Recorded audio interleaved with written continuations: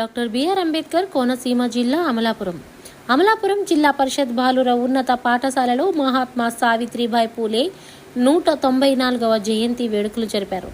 ఈ సందర్భంగా ఎమ్మెల్సీ కుడుపుడి సూర్యనారాయణరావు మాట్లాడుతూ, తొలి మహిళా ఉపాధ్యాయురాలుగా పనిచేస్తూ సాంఘిక దురాచారాలపై నిరంతరం పోరాటం చేసిన శ్రీమతి సావిత్రిబాయి పూలే జయంతి రోజునే ఒక పండుగగా రాష్ట్ర ప్రభుత్వం నిర్వహించాలని తెలిపారు.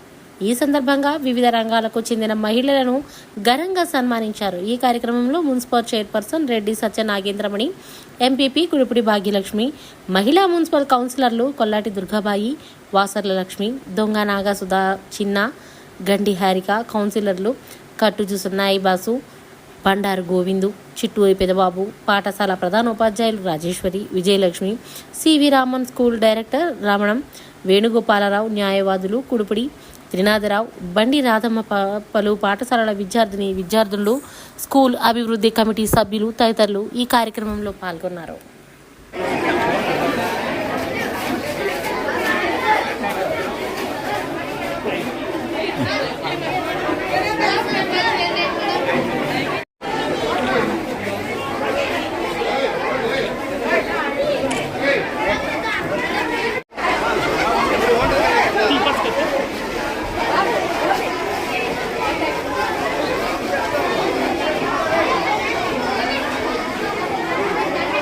అందరూ పడట్లేదు, కవర్ అవ్వట్లేదు. పర్లేదు బాగుంది. ఓకే.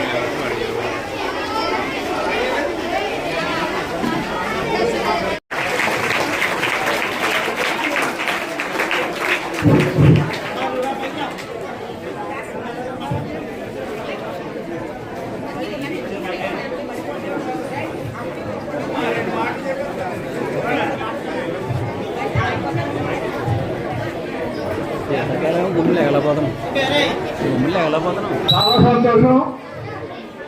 ఈవేళ ముఖ్యంగా కోనసీమ మరి జిల్లా కింద ఏర్పడిన తరువాత దీని మొట్టమొదటిసారి పూజ్యులు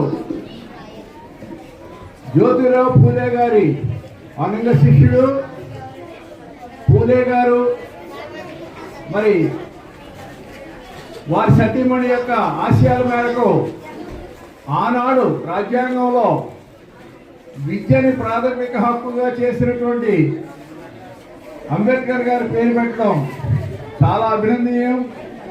ముఖ్యంగా మేడం గారు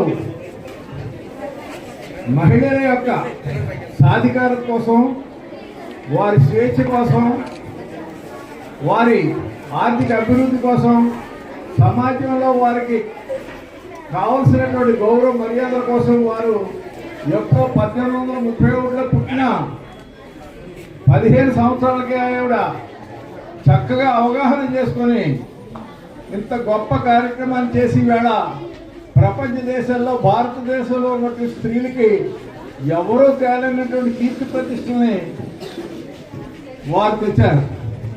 సావిత్రిబాయి గారు పూలే గారు అంటే ఆవిడ ఒక శక్తి, ఆవిడ మహిళ కాదు. ఈ భారతదేశంలో ఉన్నటువంటి మహిళలకి మొట్టమొదటిసారి విద్య కోసం పాటుపడినటువంటి మహనీయులు ఈ భారతదేశంలో సావిత్రిబాయి పూలే గారి తర్వాత మరి బ్రిటిష్ వారు మెకాలే విద్యా విధానం, అలాగే ఇంగ్లీష్ విద్యా విధానం ప్రవేశపెట్టి ఇవాళ ప్రపంచ దేశాలు